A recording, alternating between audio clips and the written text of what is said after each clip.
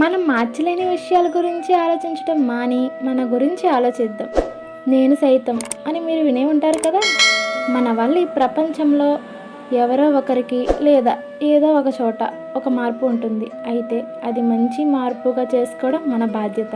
దాన్నే positive thinking అంటారు. మీకు తెలుసా, ఈ ప్రపంచంలో కనీసం 5గురు మిమ్మల్ని ప్రేమిస్తారు. అందులో 2-3 మీకోసం మరణించడానికి కూడా సిద్ధంగా ఉండి ఉండొచ్చు. ఈ ప్రపంచంలో కనీసం 15 మంది ఏదో ఒక కారణం వల్ల మిమ్మల్ని ఇష్టపడుతూ ఉండి ఉంటారు.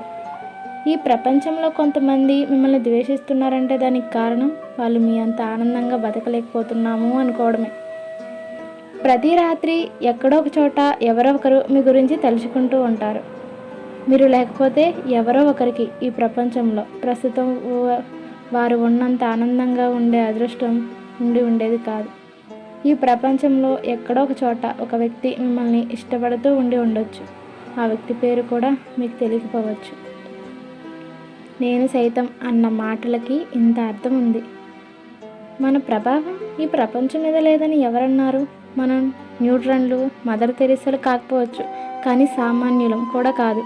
నేను చాలా సామాన్యుని అని ఎవరైనా అనుకుంటే అక్కడితో అతడి అభివృద్ధి ఆగిపోయినట్లయితే. మన వల్ల ఒక మనిషికి తిండి దొరకవచ్చు, ఒక జీవిత భాగస్వామికి గొప్ప తృప్తి లభించవచ్చు. మనం తీసుకునే చిన్న నిర్ణయం ఇతరుల మీద ఎంతో ప్రభావం చూపించవచ్చు. మనం కొడుకులుగా ఉన్నప్పుడు తల్లిదండ్రులకి సంతోషం కలిగించవచ్చు. మనం తల్లిదండ్రులమైతే కొడుకుని గాంధీ చేయొచ్చు లేదా గాడ్సే చేయొచ్చు. మన వల్ల సమాజంలో ఏ మార్పు ఉండదని ఎవరన్నారు? ఒక కుక్క కూడా ప్రపంచ చరిత్రని మార్చవచ్చు.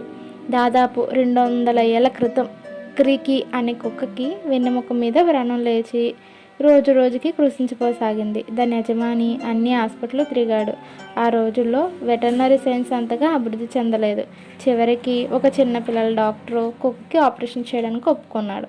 అయితే తను నడుపుతున్న అనాథ బాలుర ఉచిత హాస్పిటల్కి చెందివ్వాలన్నాడు. కుక్క యజమాని దానికి ఒప్పుకున్నాడు. ఆపరేషన్ విజయవంతమైంది. ఆనందంతో ఆ యజమాని హాస్పిటల్కి 1,00,000 జర్మన్ మార్కులు డొనేషన్ ఇచ్చాడు. దాంతో డాక్టరు అదే రకమైన వ్రణం ఉన్న పిల్లలకు ఆపరేషన్ చేసి రక్షించాడు.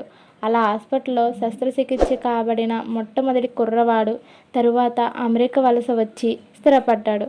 అతని మనముడు పెరిగి పెద్దవాడై అమెరికా ఆర్థిక వ్యవస్థని మార్చేటంత ఆస్తిని కంప్యూటర్స్ ద్వారా సంపాదించాడు. అతను ఎవరో కాదండి, మన బిల్ గేట్స్ గారు.